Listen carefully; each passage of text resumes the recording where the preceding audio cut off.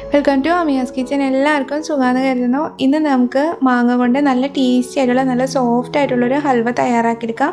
നമ്മൾ നോർമലി ഹൽവ തയ്യാറാക്കിയെടുക്കുന്ന അത്ര സമയം വേണ്ട, പെട്ടെന്ന് തന്നെ നമുക്ക് ഈ ഹൽവ തയ്യാറാക്കിയെടുക്കാൻ പറ്റും. അപ്പോൾ നമുക്ക് നോക്കാം ഇതെങ്ങനെയാണ് തയ്യാറാക്കുന്നതെന്ന്. ഇത് തയ്യാറാക്കിയെടുക്കാൻ വേണ്ടിയിട്ട് ഞാനിവിടെ ഒരു 300 ഗ്രാം മാങ്ങ എടുത്തിട്ടുണ്ട്.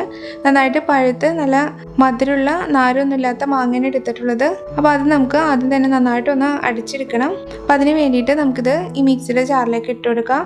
അതിൻ്റെ ഒപ്പം തന്നെ നമുക്കിതിലേക്ക് ഒരു 1/2 കപ്പ് കസ്റ്റർഡ് പൗഡറും കൂടി ചേർത്ത് കൊടുക്കാം. ഇനിയിപ്പോൾ കസ്റ്റർഡ് പൗഡർ ഇല്ലയെന്നുണ്ടെങ്കിൽ അതിന് പകരം നമുക്ക് കോൺഫ്ലോറോ അതല്ലെങ്കിൽ അരിപ്പൊടിയോ ചേർത്ത് കൊടുത്താൽ മതി. ഇനി നമുക്കിതിലേക്ക് ഒരു 1 കപ്പ് വെള്ളം കൂടി ചേർത്ത് കൊടുക്കാം. എന്നിട്ട് നന്നായിട്ട് ഒട്ടും കട്ടിയൊന്നുമില്ലാണ്ട് നന്നായിട്ടൊന്ന് അടിച്ചെടുക്കാം. ഇപ്പം ഞാനിത് നന്നായിട്ട് ഒട്ടും കട്ടിയില്ലാണ്ട് നന്നായിട്ട് തന്നെ അടിച്ചെടുത്തിട്ടുണ്ട്. ഇനി നമുക്കിതൊന്ന് തയ്യാറാക്കിയെടുക്കാം. അപ്പോൾ ഇത് തയ്യാറാക്കിയെടുക്കാൻ വേണ്ടി നമുക്ക് ഈ പാനിലേക്ക് 1 കപ്പ് പഞ്ചസാര ചേർത്ത് കൊടുക്കാം. അതിൻ്റെ ഒപ്പം തന്നെ നമുക്കിതിലേക്ക് 1 കപ്പ് വെള്ളം കൂടി ചേർത്ത് കൊടുക്കാം. ഇപ്പോൾ ഈ പഞ്ചസാരയൊക്കെ നന്നായിട്ട് മെൽറ്റായിട്ട് വന്നിട്ടുണ്ട്. ഈ സ്റ്റേജിൽ നമുക്കിതിലേക്ക് നമ്മൾ തയ്യാറാക്കിയെടുത്ത മാങ്ങയുടെ മിക്സ് ചേർത്ത് കൊടുക്കാം. എന്നിട്ട് ഇത് കണ്ടിന്യൂസ് ആയിട്ട് നന്നായിട്ട് തന്നെ ഒന്ന് മിക്സ് ചെയ്ത് കൊടുക്കണം. ഒട്ടും കട്ടില്ലാണ്ട് നന്നായിട്ട് തന്നെ മിക്സ് ചെയ്തെടുക്കണം. പിന്നെ ഇത് കുക്ക് ചെയ്യുന്ന സമയത്ത് മീഡിയം ടു ലോ ഫ്ലെയിമിലിട്ടിട്ട് കുക്ക് ചെയ്താൽ മതി. അതല്ലെങ്കിൽ കസ്റ്റർഡ് പൗഡർ ആയതുകൊണ്ട് പെട്ടെന്ന് തന്നെ കട്ട പിടിക്കും. ഇപ്പോൾ ഇത് ചെറുതായിട്ടൊന്ന് കട്ടിയായിട്ടുണ്ട്. നമ്മളിപ്പോൾ ഇത് മാങ്ങയുടെ മിക്സ് ഒഴിച്ചിട്ട് ഒരു 2-3 മിനിറ്റ് ആയിട്ടുള്ളൂ. ഇപ്പം തന്നെ ഇത് അത്യാവശ്യം നല്ല കട്ടിയായിട്ട് വന്നിട്ടുണ്ട്. ഇതിലേക്ക് നമുക്കൊരു 1/4 കപ്പ് നെയ്യ് ചേർത്ത് കൊടുക്കണം. പക്ഷെ അത് ഒന്നിച്ച് ചേർത്ത് കൊടുക്കണം, കുറച്ചായിട്ട് ചേർത്ത് കൊടുത്താൽ മതി. മൊത്തം ഒരു 1/4 കപ്പ് നെയ്യോടെ നമുക്ക് ഇതിലോട്ട് ചേർത്ത് കൊടുക്കണം. ഇത് ഇളക്കി കൊടുക്കുന്ന സമയത്ത് ഇതിൻ്റെ സൈഡൊക്കെ ഒന്ന് മിക്സ് ചെയ്ത് കൊടുക്കണം. അപ്പോൾ ഇത് നന്നായിട്ടൊന്ന് കളറൊക്കെ മാറി അത്യാവശ്യം ഒന്ന് തിക്കായിട്ട് വന്നിട്ടുണ്ട്.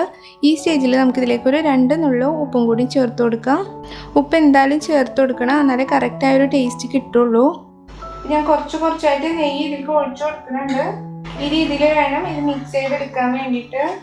ഇപ്പോൾ ഇത് നന്നായിട്ട് തന്നെ തിക്കായിട്ട് നന്നായിട്ടൊന്ന് കളറൊക്കെ മാറി വന്നിട്ടുണ്ട്.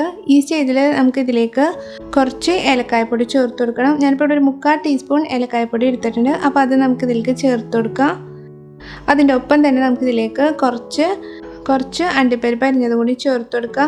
അണ്ടിപ്പരിപ്പ് കപ്പലേൻ്റെ ഏത് നട്ട്സായാലും കുഴപ്പമില്ല. ഞാനിപ്പോൾ ഇവിടെ അണ്ടിപ്പരിപ്പാണ് ചേർത്ത് കൊടുക്കുന്നത്. അപ്പോൾ അതും കൂടി ചേർത്തതായിട്ട് നന്നായിട്ടൊന്ന് മിക്സ് ചെയ്ത് കൊടുക്കാം.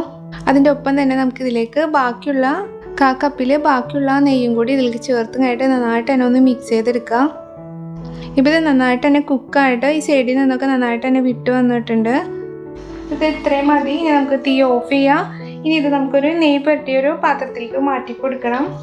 ഞാനിപ്പോൾ ഇത് സെറ്റ് ചെയ്തെടുക്കാൻ വേണ്ടിയിട്ട് ഇതുപോലത്തെ ഒരു കേക്ക് ടീനാണ് എടുത്തിട്ടുള്ളത്.